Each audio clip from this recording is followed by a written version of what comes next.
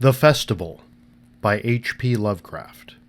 Published 1925 in Weird Tales, Volume 5, Number 1. Efficiunt demones, ut quae non sunt, sic tamen, quasi sint conspicienda hominibus exhibiant. Lactantius. I was far from home, and the spell of the eastern sea was upon me. In the twilight I heard it pounding on the rocks, and I knew it lay just over the hill where the twisting willows writhed against the clearing sky and the first stars of evening. And because my fathers had called me to the old town beyond, I pushed on through the shallow, new-fallen snow along the road that soared lonely up to where Aldebaran twinkled among the trees, on toward the very ancient town I had never seen but often dreamed of. It was the Yuletide that men call Christmas, though they know in their hearts it is older than Bethlehem and Babylon, older than Memphis and mankind. It was the Yuletide, and I had come at last to the ancient sea town where my people had dwelt and kept festival in the elder time when festival was forbidden, where also they had commanded their sons to keep festival once every century, that the memory of primal secrets might not be forgotten. Mine were an old people, and were old even when this land was settled 300 years before. And they were strange, because they had come as dark, furtive folk from opiate southern gardens of orchids, and spoken another tongue before they learnt the tongue of the blue-eyed fishers. And now they were scattered, and shared only the rituals of mysteries that none living could understand. I was the only one who came back that night to the old fishing town as legend bade, for only the poor and the lonely remember. Then beyond the hill's crest I saw Kingsport outspread frostily in the gloaming, snowy Kingsport with its ancient vanes and steeples, ridge-poles and chimney-pots, wharves and small bridges, willow trees and graveyards, endless labyrinths of steep, narrow, crooked streets, and dizzy church-crowned central peak that time durst not touch. Ceaseless mazes of colonial houses piled and scattered at all angles and levels like a child's disordered blocks. Antiquity hovering on gray wings over winter-whitened gables and gambrel roofs. Fanlights and small-paned windows, one by one, gleaming out in the cold dusk to join Orion and the archaic stars. And against the rotting wharves the sea pounded, the secretive, immemorial sea out of which the people had come in the elder time. Beside the road at its crest, a still higher summit rose, bleak and windswept, and I saw that it was a burying ground where the black gravestones stuck ghoulishly through the snow, like the decayed fingernails of a gigantic corpse. The printless road was very lonely, and sometimes I thought I heard a distant horrible creaking as of a gibbet in the wind. They had hanged 4 kinsmen of mine for witchcraft in 1692, but I did not know just where. As the road wound down the seaward slope, I listened for the merry sounds of a village at evening, but did not hear them. Then I thought of the season, and felt that these old Puritan folk might well have Christmas customs strange to me, and full of silent hearthside prayer. So after that I did not listen for merriment or look for wayfarers, but kept on down past the hushed lighted farmhouses and shadowy stone walls, to where the signs of ancient shops and sea taverns creaked in the salt breeze, and the grotesque knockers of pillared doorways glistened along deserted, unpaved lanes in the light of little curtained windows. I had seen maps of the town, and knew where to find the home of my people. It was told that I should be known and welcomed, for village legend lives long. So I hastened through Back Street to Circle Court, and across the fresh snow on the one full flagstone pavement in town, to where Green Lane leads off behind the market house. The old maps still held good, and I had no trouble. Though at Arkham they must have lied when they said the trolleys ran to this place, since I saw not a wire overhead. Snow would have hid the rails in any case. I was glad I had chosen to walk, for the white village had seemed very beautiful from the hill, and now I was eager to knock at the door of my people, the 7th house on the left in Green Lane, with an ancient peaked roof and jutting second story, all built before 1650. There were lights inside the house when I came upon it, and I saw from the diamond window panes that it must have been kept very close to its antique state. The upper part overhung the narrow grass-grown street and nearly met the overhanging part of the house opposite, so that I was almost in a tunnel with a low stone doorstep wholly free from snow. There was no sidewalk, but many houses had high doors reached by double flights of steps with iron railings. It was an odd scene, and because I was strange to New England, I had never known its like before. Though it pleased me, I would have relished it better if there had been footprints in the snow, and people in the streets, and a few windows without drawn curtains. When I sounded the archaic iron knocker, I was half afraid. Some fear had been gathering in me, perhaps because of the strangeness of my heritage, and the bleakness of the evening, and the queerness of the silence in that aged town of curious customs. And when my knock was answered, I was fully afraid, because I had not heard any footsteps before the door creaked open. But I was not afraid long, for the gowned, slippered old man in the doorway had a bland face that reassured me. And though he made signs that he was dumb, he wrote a quaint and ancient welcome with the stylus and wax tablet he carried. He beckoned me into a low, candlelit room with massive exposed rafters and dark, stiff, sparse furniture of the 17th century. The past was vivid there, for not an attribute was missing. There was a cavernous fireplace and a spinning wheel at which a bent old woman in loose wrapper and deep poke bonnet sat back toward me, silently spinning despite the festive season. An indefinite dampness seemed upon the place, and I marveled that no fire should be blazing. The high-backed settle faced the row of curtained windows at the left, and seemed to be occupied, though I was not sure. I did not like everything about what I saw, and felt again the fear I had had. This fear grew stronger from what had before lessened it, for the more I looked at the old man's bland face, the more its very blandness terrified me. The eyes never moved, and the skin was too like wax. Finally, I was sure it was not a face at all, but a fiendishly cunning mask. But the flabby hands, curiously gloved, wrote genially on the tablet and told me I must wait a while before I could be led to the place of festival. Pointing to a chair, table, and pile of books, the old man now left the room. And when I sat down to read, I saw that the books were hoary and moldy, and that they included old Moriyester's wild marvels of science, the Terrell Sadducismus Triumphatus of Joseph Glanville, published in 1681, the shocking Demonolatria of Remigius, printed in 1595 at Lyons, and worst of all, the unmentionable Necronomicon of the mad Arab Abdul al-Hazred, and Olaus Wormius's forbidden Latin translation, a book which I had never seen, but of which I had heard monstrous things whispered. No one spoke to me, but I could hear the creaking of signs in the wind outside, and the whir of the wheel as the bonneted old woman continued her silent spinning. I thought the room and the books and the people were very morbid and disquieting, but because an old tradition of my father's had summoned me to strange feastings, I resolved to expect queer things. So I tried to read, and soon became tremblingly absorbed by something I found in that accursed Necronomicon, a thought and a legend too hideous for sanity or consciousness.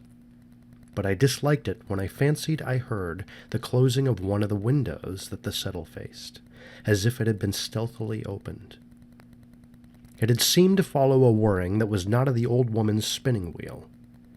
This was not much, though, for the old woman was spinning very hard, and the aged clock had been striking. After that, I lost the feeling that there were persons on the settle, and was reading intently and shudderingly when the old man came back, booted and dressed in a loose antique costume, and sat down on that very bench so that I could not see him. It was certainly nervous waiting, and the blasphemous book in my hands made it doubly so.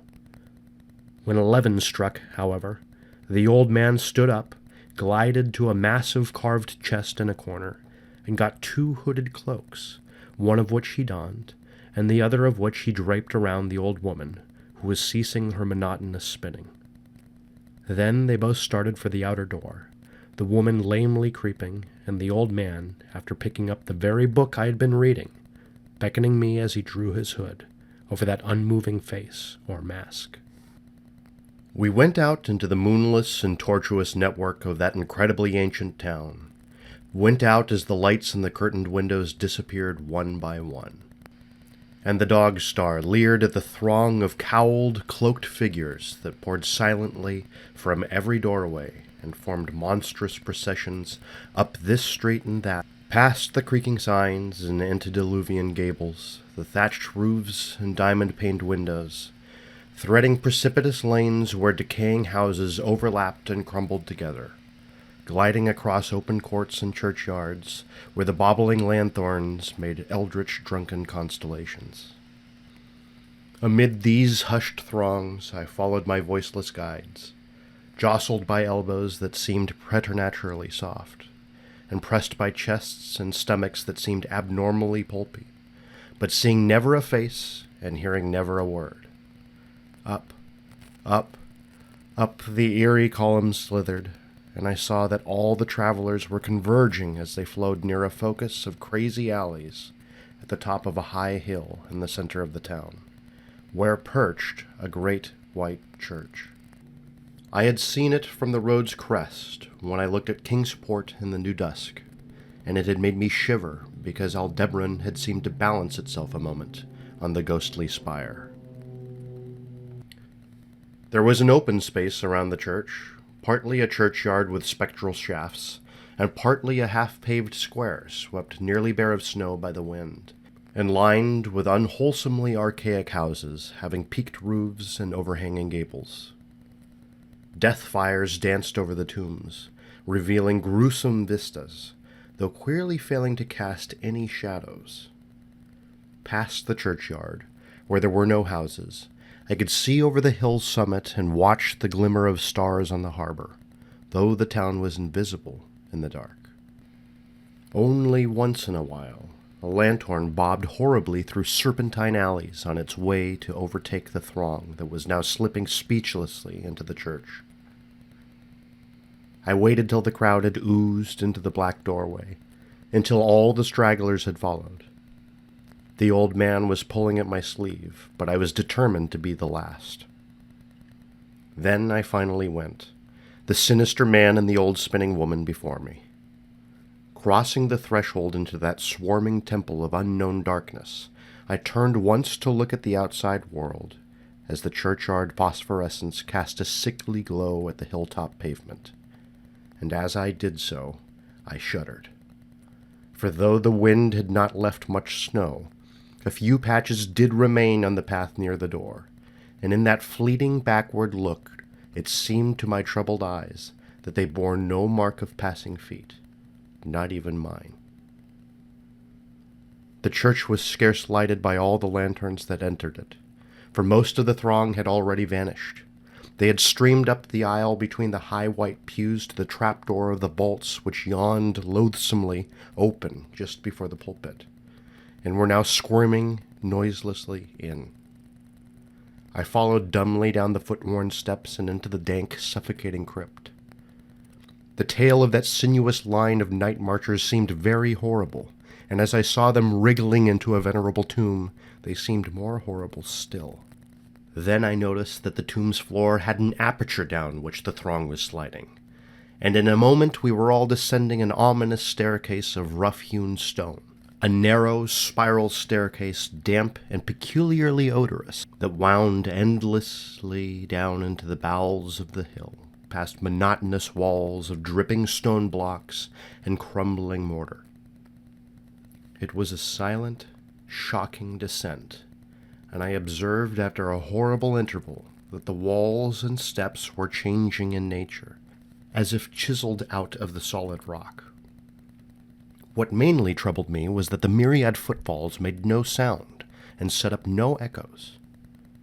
After more eons of descent, I saw some side passages, or burrows, leading from the unknown recesses of blackness to the shaft of nighted mystery. Soon they became excessively numerous, like impious catacombs of nameless menace, and their pungent odor of decay grew quite unbearable. I knew we must have passed down through the mountain and beneath the earth of Kingsport itself, and I shivered that a town should be so aged and maggoty with subterraneous evil. Then I saw the lurid shimmering of pale light, and heard the insidious lapping of sunless waters. Again I shivered, for I did not like the things that the night had brought, and wished bitterly that no forefather had summoned me to this primal rite. As the steps and the passage grew broader, I heard another sound, the thin, whining mockery of a feeble flute, and suddenly there spread out before me the boundless vista of an inner world. A vast fungus shore, litten by a belching column of sick greenish flame, and washed by a wide, oily river that flowed from abysses frightful and unsuspected, to join the blackest gulfs of immemorial ocean. Fainting and gasping, I looked at that unhallowed Erebus of tightened toadstools, leprous fire, and slimy water, and saw the cloaked throngs forming a semicircle around the blazing pillar. It was the Yule rite, older than man and fated to survive him, the primal rite of the solstice and of spring's promise beyond the snows, the rite of fire and evergreen, light and music. And in the Stygian grotto I saw them do the rite, and adore the sick pillar of flame, and throw into the water handfuls gouged out of the viscous vegetation which glittered green in the chlorotic glare. I saw this, and I saw something amorphously squatted far away from the light, piping noisomely on a flute, and as the thing piped I thought I heard noxious muffled flutterings in the fetid darkness where I could not see. But what frightened me most was that the flaming column, spouting volcanically from depths profound and inconceivable, casting no shadows as healthy flame should, and coating the nitrous stone above with a nasty venomous verdigris. For in all that seething combustion no warmth lay, but only the clamminess of death and corruption. The man who had brought me now squirmed to a point directly beside the hideous flame, and made stiff ceremonial motions to the semicircle he faced. At certain stages of the ritual they did groveling obeisance, especially when he held above his head that abhorrent Necronomicon he had taken with him, and I shared all the obeisances because I had been summoned to this festival by the writings of my forefathers. Then the old man made a signal to the half-seen flute player in the darkness, which player thereupon changed its feeble drone to a scarce louder drone in another key, precipitating as it did so a horror unthinkable and unexpected. At this horror I sank nearly to the lichened earth, transfixed with a dread not of this nor any world, but only of the mad spaces between the stars. Out of the unimaginable blackness, beyond the gangrenous glare of that cold flame, out of the Tartarian leagues through which that oily river rolled uncanny, unheard, and unsuspected, there flopped rhythmically a horde of tame, trained, hybrid-winged things that no sound eye could ever wholly grasp, or sound brain ever wholly remember. They were not altogether crows, nor moles, nor buzzards, nor ants, nor vampire bats, nor decomposed human beings, but something I cannot and must not recall. They flopped limply along, half with their webbed feet and half with their membranous wings. And as they reached the throng of celebrants, the cowled figures seized and mounted them, and rode off one by one along the reaches of that unlighted river, into pits and galleries of panic where poison springs feed frightful and undiscoverable cataracts. The old spinning woman had gone with the throng, and the old man remained only because I had refused when he motioned me to seize an animal and ride like the rest. I saw, when I staggered to my feet, that the amorphous flute player had rolled out of sight, but that two of the beasts were patiently standing by. As I hung back, the old man produced his stylus and tablet, and wrote that he was the true deputy of my fathers, who had founded the Yule worship in this ancient place, that it had been decreed I should come back, and that the most secret mysteries were yet to be performed. He wrote this in a very ancient hand, and when I still hesitated, he pulled from his loose robe a seal ring and a watch, both with my family arms, to prove that he was what he said. But it was a hideous proof, because I knew from old papers that that watch had been buried with my great-great-great-great-grandfather in 1698. Presently the old man drew back his hood and pointed to the family resemblance in his face, but I only shuddered, because I was sure that the face was merely a devilish waxen mask. The flopping animals were now scratching restlessly at the lichens, and I saw that the old man was nearly as restless himself. When one of the things began to waddle and edge away, he turned quickly to stop it, so that the suddenness of his motion dislodged the waxen mask from what should have been his head. And then, because that nightmare's position barred me from the stone staircase down which we had come, I flung myself into the oily underground river that bubbled somewhere to the caves of the sea. Flung myself into that putrescent juice of the earth's inner horrors before the madness of my screams could bring down upon me all the charnel legions these pest gulfs might conceal. At the hospital, they told me I had been found half frozen in Kingsport harbor at dawn, clinging to the drifting spar that accident sent to save me. They told me I had taken the wrong fork of the hill road the night before, and fallen over the cliffs at Orange Point, a thing they deduced from prints found in the snow. There was nothing I could say, because everything was wrong. Everything was wrong, with the broad window shewing a sea of roofs in which only about 1 in 5 was ancient, and the sound of trolleys and motors in the streets below. They insisted that this was Kingsport, and I could not deny it. When I went delirious at hearing that the hospital stood near the old churchyard on Central Hill, they sent me to St. Mary's Hospital in Arkham, where I could have better care. I liked it there, for the doctors were broad-minded, and even lent me their influence in obtaining the carefully sheltered copy of Alhazred's objectionable Necronomicon from the library of Miskatonic University. They said something about a psychosis, and agreed I had better get any harassing obsessions off my mind. So I read again that hideous chapter, and shuddered doubly because it was indeed not new to me. I had seen it before, let footprints tell what they might, and where it was I had seen it were best forgotten. There was no one, in waking hours, who could remind me of it. But my dreams are filled with terror, because of phrases I dare not quote. I dare quote only one paragraph, put into such English as I can make from the awkward Low Latin.